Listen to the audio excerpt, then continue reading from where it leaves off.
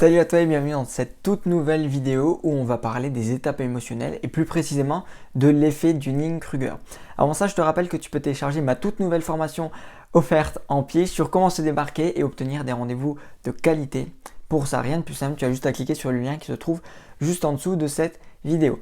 Si tu ne me connais pas encore, moi c'est Adrien, je suis le fondateur de Domine ton secteur, une entreprise qui a pour objectif de propulser la nouvelle ère de conseillers en immobilier.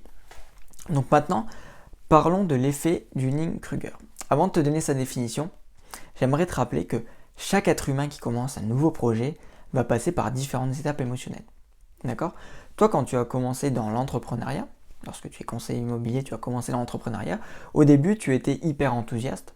Et il y a un moment d'ailleurs où tu es tombé dans ce qu'on appelle une vallée du désespoir. Tu avais des peurs, des doutes, tu t'es dit est-ce que je vais réussir ? Et d'ailleurs, je pense que tout au long de ta carrière, de ton activité, on va dire, entrepreneuriale, eh bien, tu vas être enthousiaste, ensuite tu vas tomber dans une vallée du désespoir, tu vas remonter, tu vas redescendre, etc. Voilà, c'est vraiment l'ascenseur émotionnel.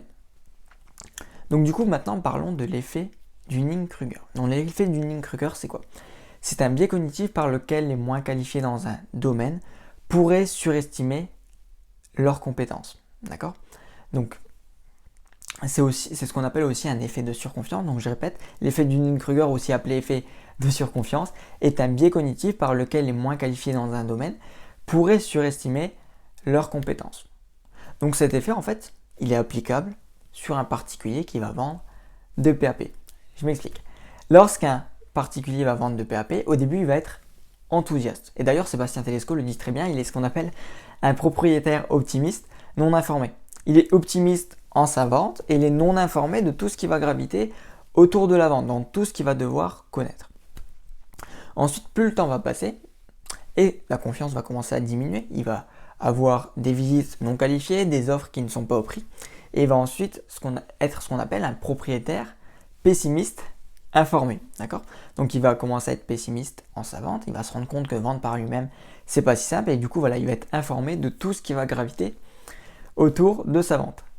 Et ensuite, il va avoir ce qu'on appelle des peurs et des doutes pour tomber ensuite dans ce qu'on appelle la vallée du désespoir. Et cette vallée du désespoir, c'est à ce moment précis que tu vas obtenir les meilleurs rendez-vous, des rendez-vous qui vont être de qualité, puisqu'à ce moment précis, le propriétaire, il n'aura qu'une seule solution, c'est de se tourner vers toi.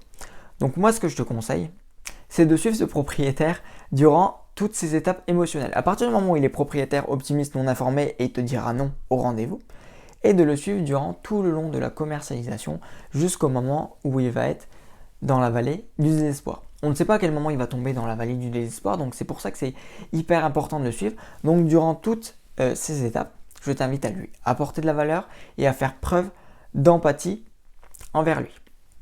Donc je répète, l'effet Dunning-Kruger, aussi appelé effet de surconfiance, est un biais cognitif par lequel les moins qualifiés dans un domaine auraient tendance à surestimer leurs compétences. Un propriétaire vendeur qui vend, il va être propriétaire optimiste non informé, propriétaire pessimiste informé, il va avoir des peurs et des doutes et va tomber dans la vallée du désespoir. Et c'est à ce moment précis que tu vas obtenir un rendez-vous de qualité puisque tu vas cueillir entre guillemets le fruit quand il est mûr.